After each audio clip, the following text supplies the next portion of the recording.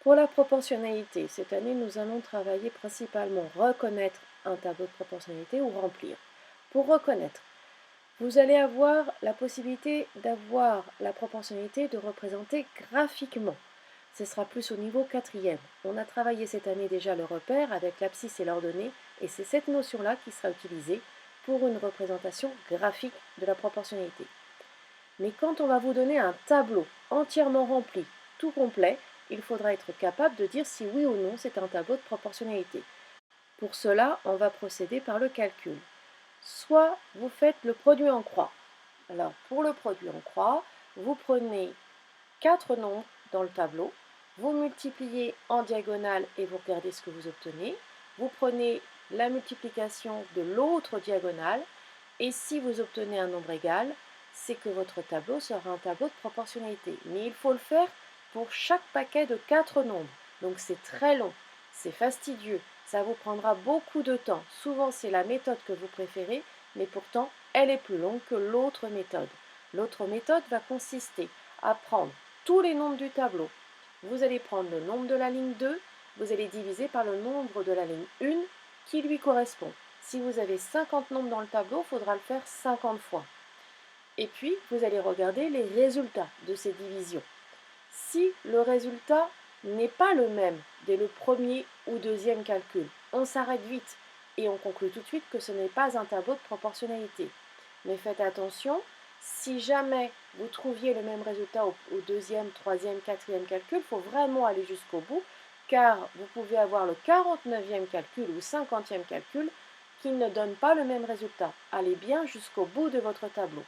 Si vous êtes allé jusqu'au bout et que vous avez trouvé à chaque fois le même résultat, vous pouvez conclure que c'est un tableau de proportionnalité et le résultat que vous avez obtenu est le coefficient de proportionnalité de votre tableau.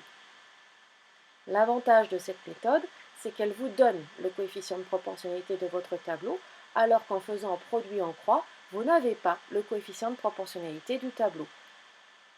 Vous verrez en troisième que quand la proportionnalité est donnée graphiquement, on peut lire le coefficient de proportionnalité. Pour remplir un tableau de proportionnalité, on va avoir deux méthodes à nouveau le produit en croix. Le produit en croix, ça va être donc 4 nombres, un qui va manquer, 3 qui vont être donnés. On va multiplier la diagonale et diviser par celui qui est tout seul et ça nous donnera le nombre manquant. On peut également procéder avec le coefficient de proportionnalité. On calcule le coefficient en faisant la ligne 2 divisée par la ligne 1. Cette méthode est absolument à travailler, elle est fondamentale pour la troisième. Pensez à vous entraîner à faire cette méthode.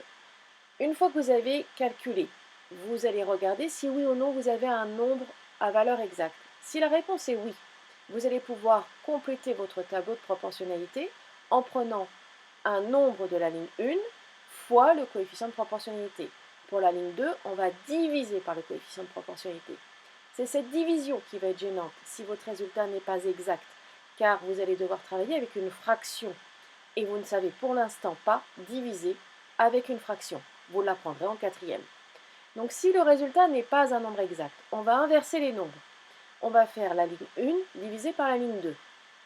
Si le résultat n'est à nouveau pas exact, on va prendre obligatoirement le produit en croix pour remplir le tableau. Si par contre ce nombre est exact, faites attention, ce n'est pas le coefficient de proportionnalité. On va faire la ligne 1 divisée par ce coefficient. On appelle bien ça un coefficient, mais ce n'est pas le coefficient de proportionnalité. Et on va faire la ligne 2 fois le coefficient. Ce qu'on appelle un coefficient de proportionnalité, c'est le nombre qui permet de passer de la ligne 1 à la ligne 2 avec une multiplication. Si vous prenez l'autre calcul, vous passez de la ligne 1 à la ligne 2 en divisant. Ce n'est donc pas le coefficient de proportionnalité. Faites très attention à vos définitions.